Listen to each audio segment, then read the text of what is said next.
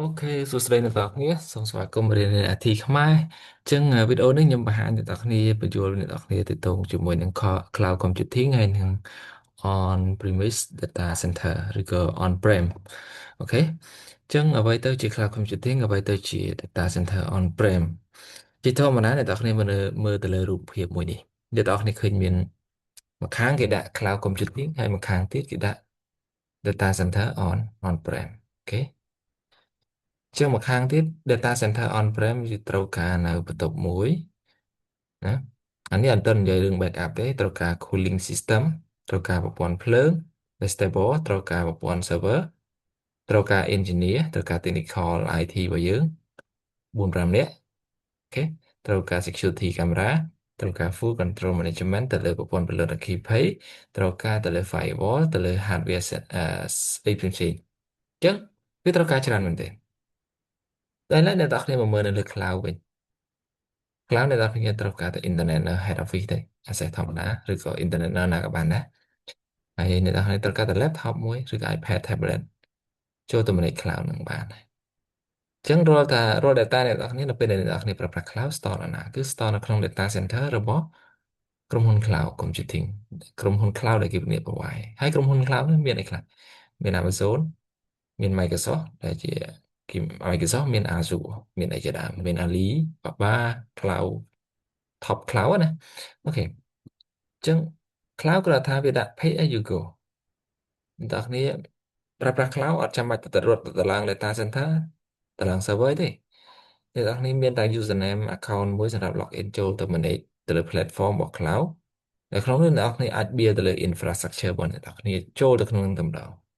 មាន LAN មាន WAN អីដូចនេះដល់ហើយ stable គ្រាន់តែថាអ្នកនរគ្នាត្រូវការចាយលុយ no physical វាno physical hardware to manage អញ្ចឹងអត់ចាំ cloud វាអត់មានលក់ស្អី server លក់អីតម្លាក់មកឲ្យយើងទេណាគឺវាមាន data center របស់វាដែលតម្លើងនៅអឺកន្លែងវាតែម្ដងហើយយើងគ្រាន់តែចូល remote ចូលទៅ manage ដែរអញ្ចឹង cloud គេការពារឲ្យទៅលើ downtime អីផ្សេងៗអញ្ចឹងវាគឺថាអ្នកនរគ្នាចាយលុយក្នុងមួយខែត្រូវចាយប៉ុន្មានទៅលើការប្រើប្រាស់របស់អ្នកនរគ្នាប្រើធំអស់ធំប្រើតិចអត់តិចអញ្ចឹង cloud តើ application ឬក៏ system ប្រភេទណាដែលអ្នកនរគ្នាអាចទៅ cloud បានជាធម្មតានៅពេលដែលអ្នកនរគ្នាប្រើប្រាស់នៅ system ឬក៏ប្រើប្រាស់នៅ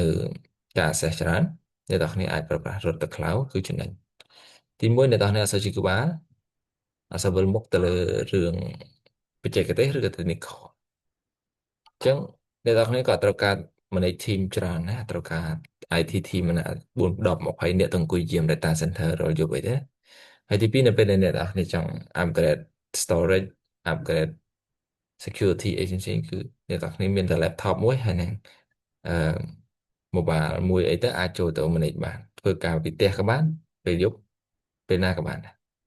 ពេលមានបញ្ហា cloud ស្រួល manage ជាងពេលមានបញ្ហាអ្នកនរគ្នាធ្វើតែចំណាយពេលតែ4 10ទៅ20នាទីអាចតឡើងឬក៏3 4នាទីអាចធ្វើឲ្យ server នៅក្នុងបើអ្នកនរគ្នាអាចអាប់បានវាខុសពីអ្នកនរគ្នា manage នៅលើ on premise គឺត្រូវការពេលត្រូវការពិនិត្យមើលទៅលើ infra របស់អ្នកនរគ្នាដល់អូខេត្រូវការ security ត្រូវការជាដើមអញ្ចឹងអ្នកនរគ្នាចូលទៅកាន់ slide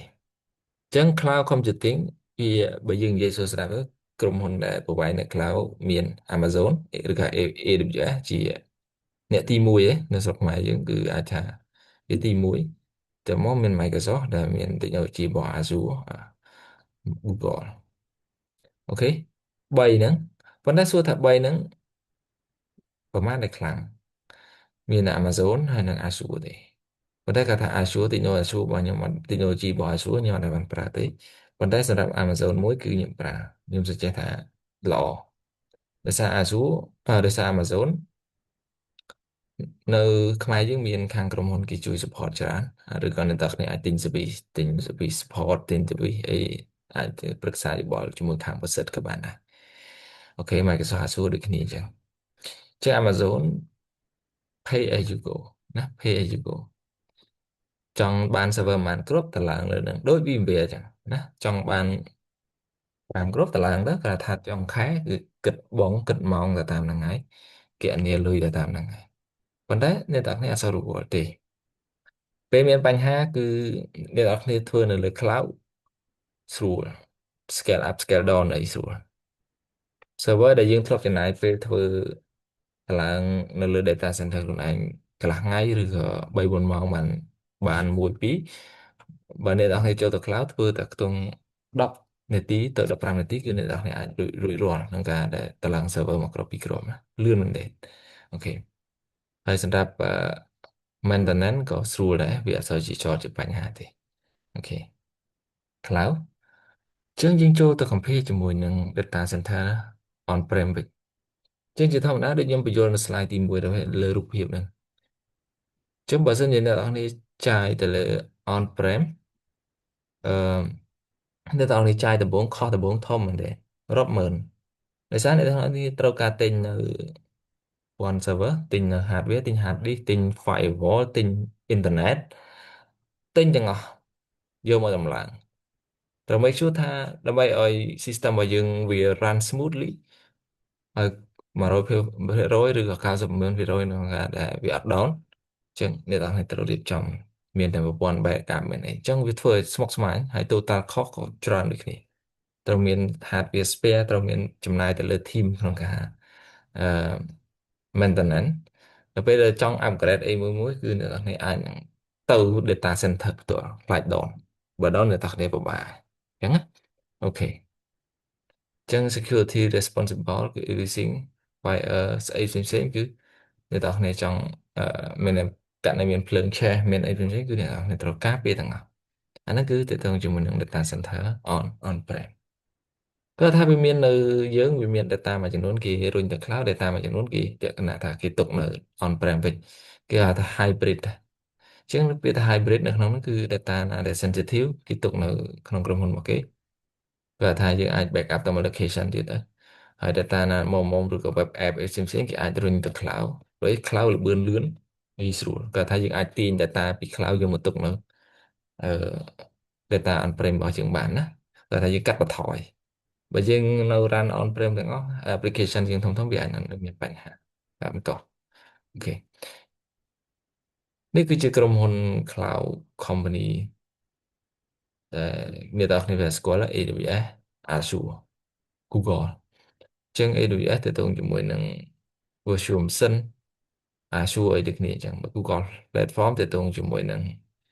cloud ដែរប៉ុន្តែគាត់ថាប្រព័ន្ធ expert ទៅលើ Google Drive data analysis អីផ្សេងអីផ្សេងទៅណាហើយវាមាន Alibaba Cloud មានអីដូចគ្នាណាប៉ុន្តែខ្ញុំបច្ចុប្បន្នខ្ញុំ experience ជាមួយនឹង AWS ទេដែលលើកយកមកនិយាយចែកជូនដល់អ្នកគ្នាហើយជាមួយនឹង Google Cloud Platform អូខេជើងវីដេអូនេះមានតែប៉ុណ្្នឹងទេសម្រាប់ចែកជូនដល់អ្នកទាំងអស់គ្នាបើសិនជាមានចម្ងល់ឬក៏មានកន្លែងណាដែល